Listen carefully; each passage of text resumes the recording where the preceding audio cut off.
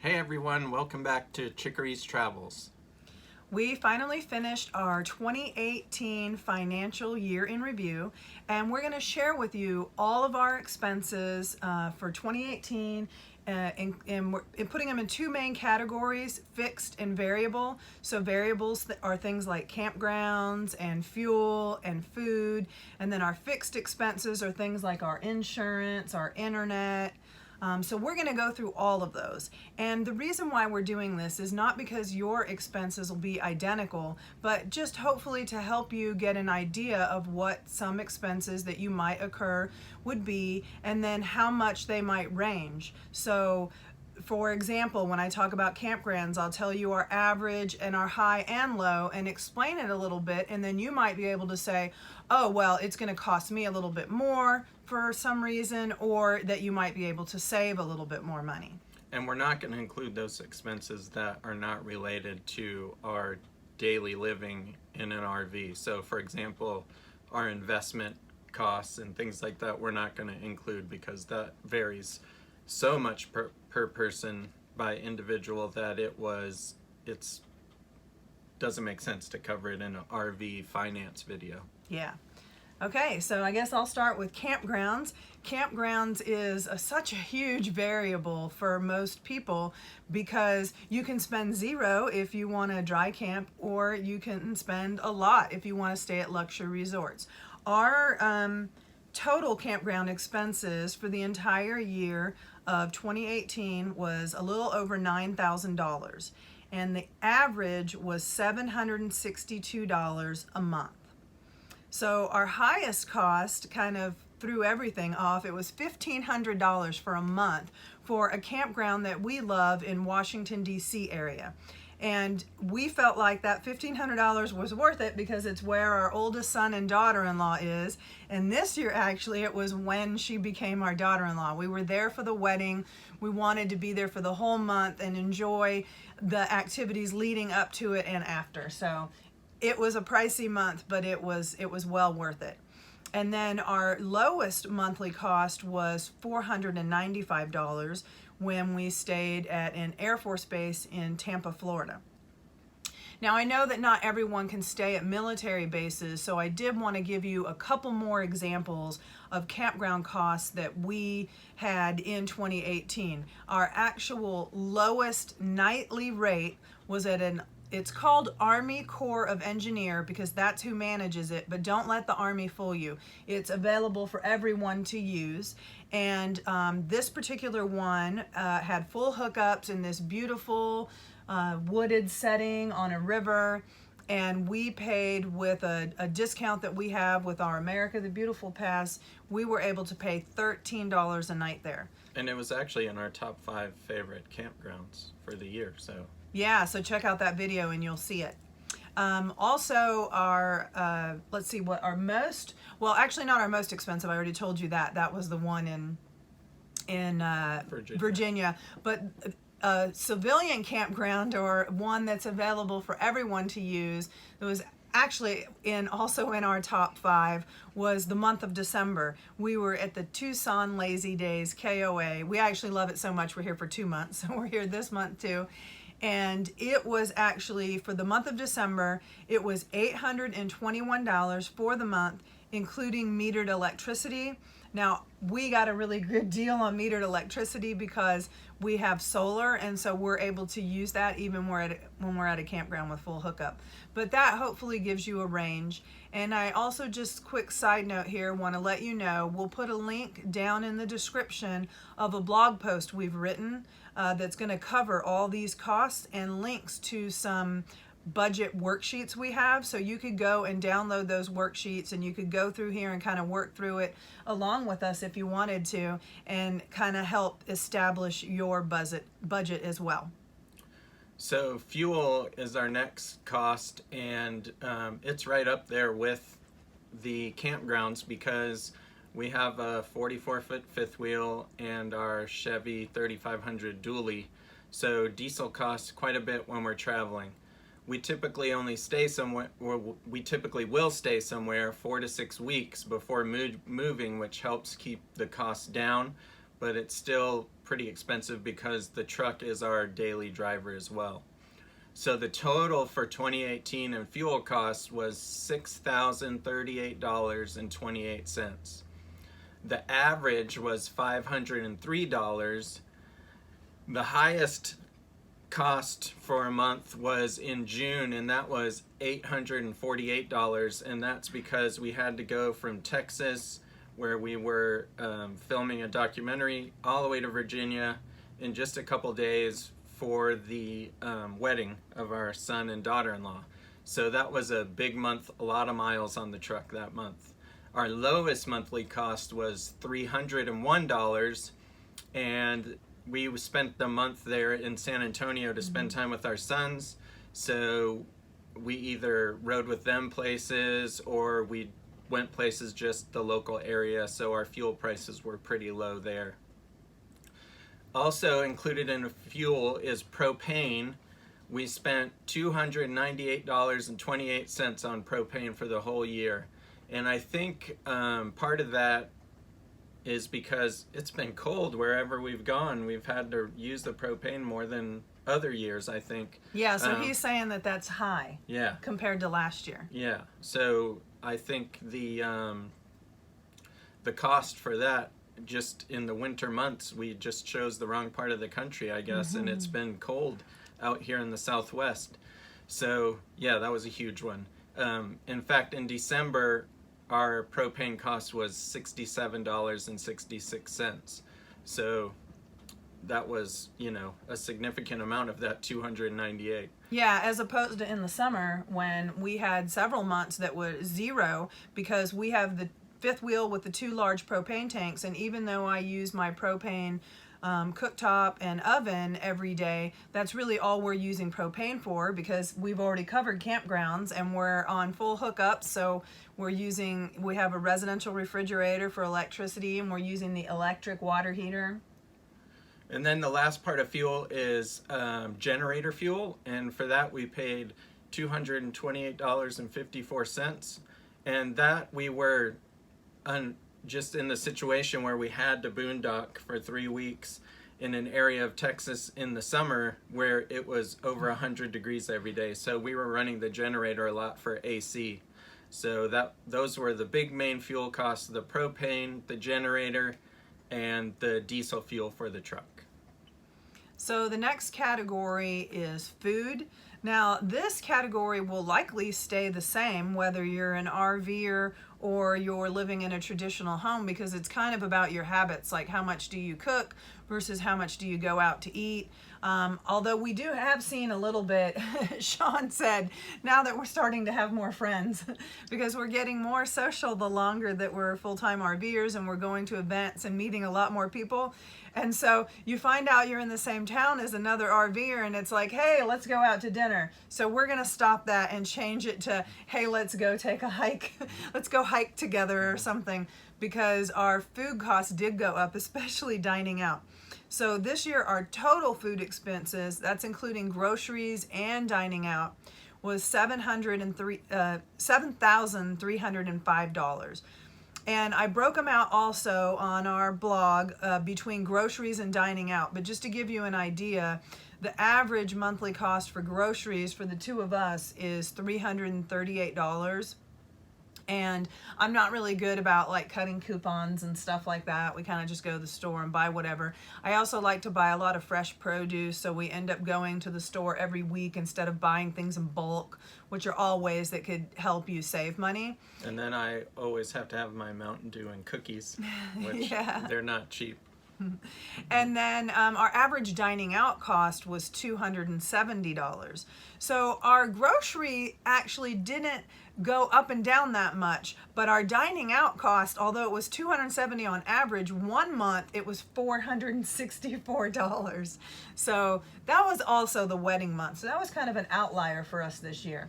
But the reason why we still share that is because it seems like there's an outlier every year, doesn't there? Yep. So it's always important, even though you're going to budget for an average, to give yourself a budget and a buffer for a high month, because in 2017, it was Hurricane Irma for us.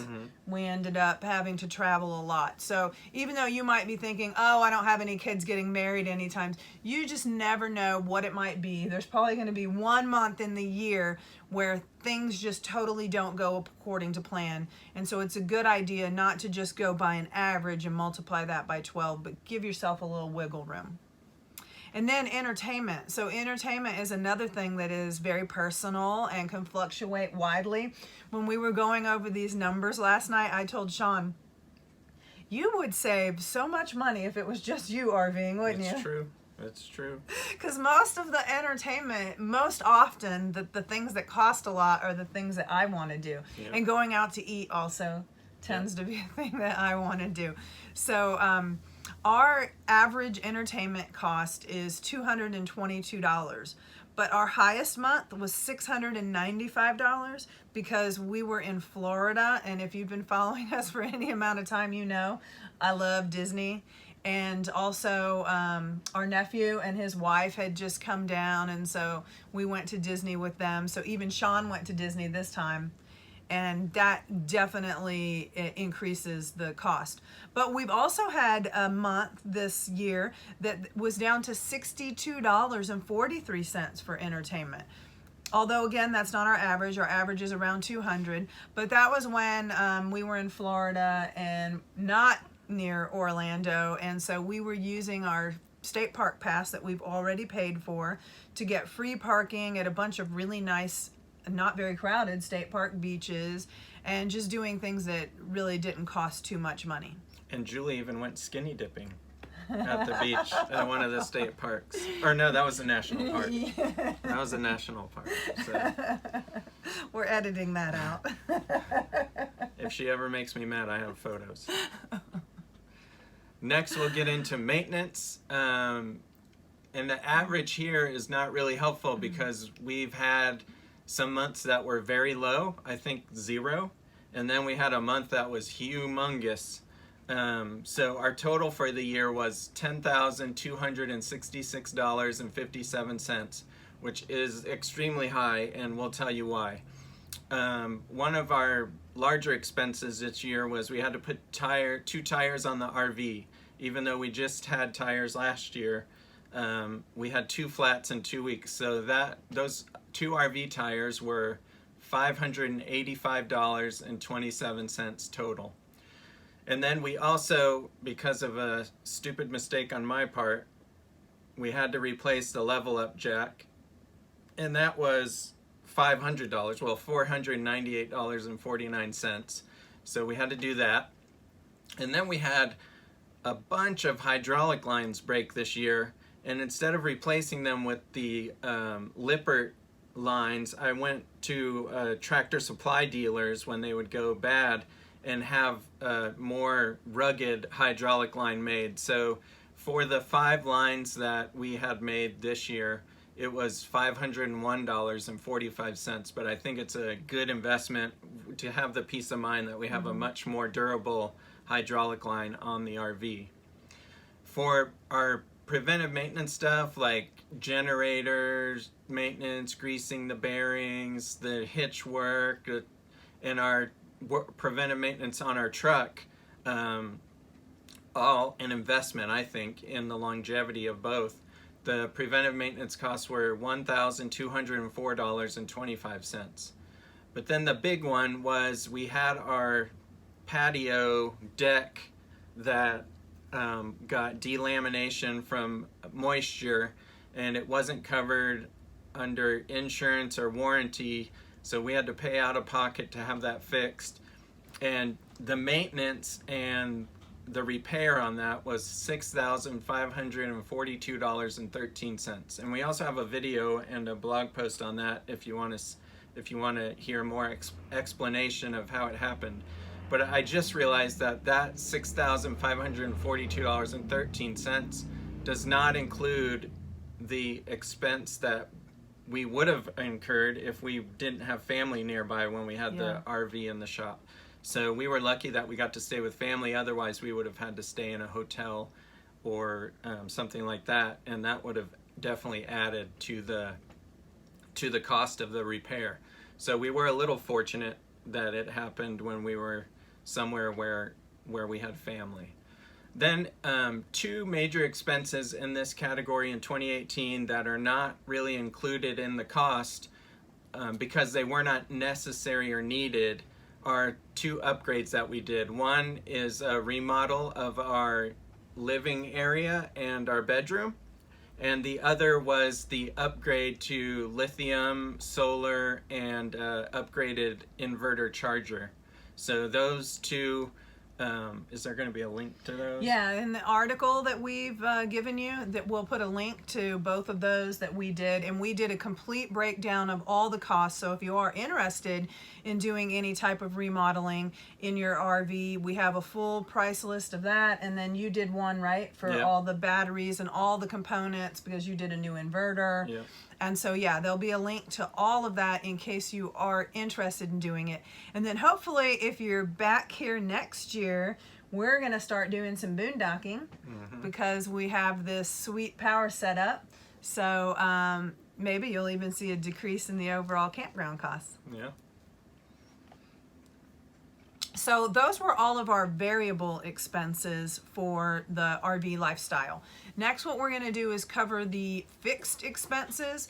And we also have a blog post on, it's called How Much Does It Cost to RV Full Time? And what we do is we give a little more in depth on these different items that we're going to talk about. So we're going to go through them kind of quickly, but if you have any questions, feel free to drop them in the comments below. If you feel like we left anything out, please feel free to drop it in the questions below, because this is hopefully going to help everyone out, and we'd appreciate it. And if you're really interested in hearing more about it, we do seminars at the Good Sam events shows, and this is one of the seminars we do. So if you're near a Good Sam event show where we're going to be, you can pop in and listen to an hour-long presentation on this specifically. So Yeah. So what we do with our budget is we budget monthly for everything, even those things that are annual. So what I mean by that is once a year we pay for RV registration. But in our budget, what we do is we take that annual expense, we divide it by 12, and we put that aside every month. So the numbers I'm going to give you are our monthly cost. And if you go to our blog post, you can see the totals if you want. So we are residents of Florida. So our RV registration, that the amount that we have to set aside every month is $3.11. The truck is also Florida, Yep. so we set aside $3.42. And then for roadside assistance, we have Good Sam, and we set aside $8.17 a month. And then RV insurance in Florida, it's a little higher than most states. And so for our full-timer policy, we pay $158 a month. And then we have insurance on our truck. And although our truck is paid for, we decided to still keep the full coverage insurance on the truck. So that is $161.33 a month.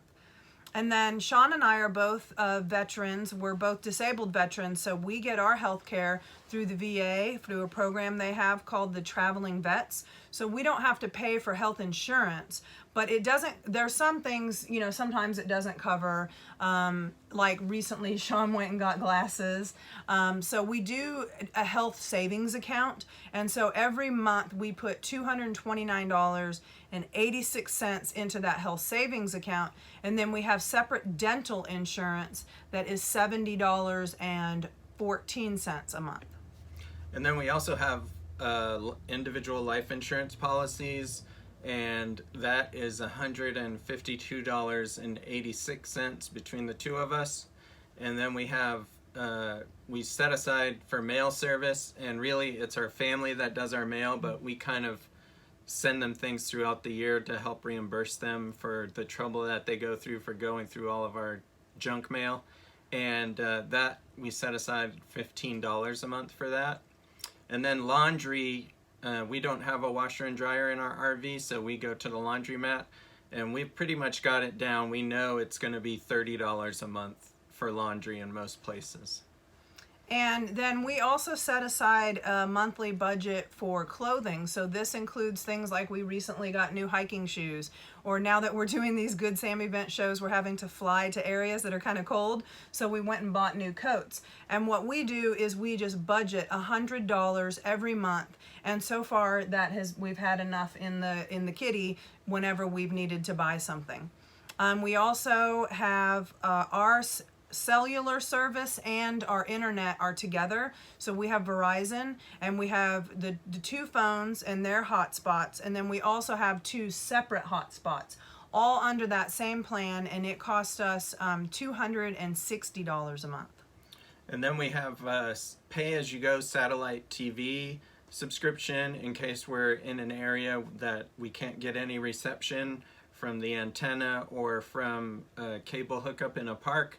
So we set aside $68 a month just in case we want to use that service. That's the price of it, and that's through Dish. And then we also have a couple of streaming subscriptions like Hulu and Netflix. That's $24.49 a month. And then finally, our last cost is we still have a storage unit, and we need to move it.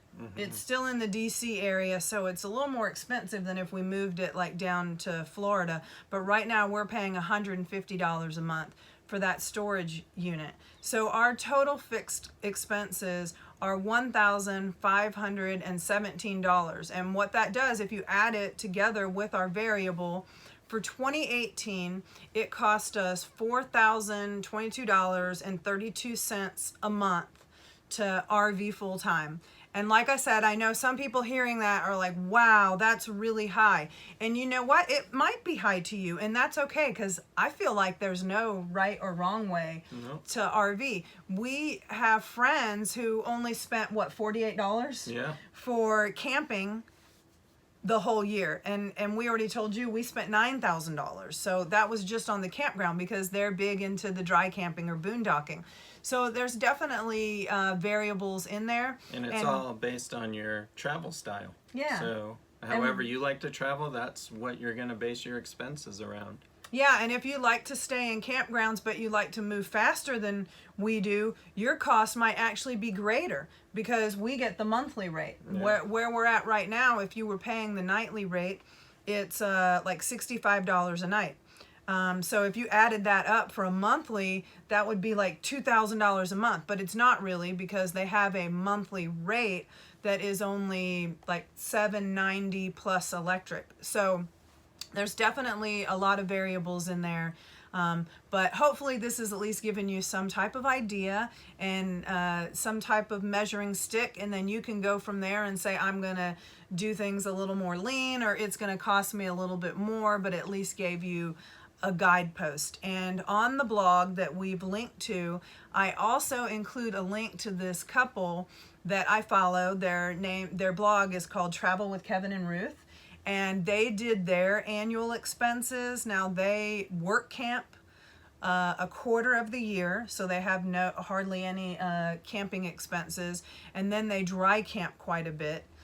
They're also from Canada, so they don't have necessarily the health expenses, but they do actually put a lot of miles. They went from Canada to Mexico and back. So their total cost is, I think, about $1,500 a month. So I have a link to theirs too if you're interested to see and maybe kind of compare it and see which one you would fall under more as well. Although I will tell you that a lot of people who do have blogs out there that say, okay, here's how much we spend, and it's a much smaller one, make sure that all of the expenses are in there. Because a lot of times people they only cover campgrounds and fuel. They don't talk about all the different things that we covered. And then most importantly, the emergency fund. Yeah. We were really lucky we had it this year. Yeah, especially when we had to replace that deck. We didn't have that much in our maintenance budget for sure, so we had to dip into our emergency fund to pay for that repair. And without that repair, we really would have been stuck because the door was falling apart. You know, it wouldn't have been safe to drive. Yeah, and then since we had to use some of the emergency fund, then we put more back into savings. So like we said, we didn't include savings and investments. We're still working age, so we're still investing towards retirement. But those things are so widely variable that we didn't include them in this budget.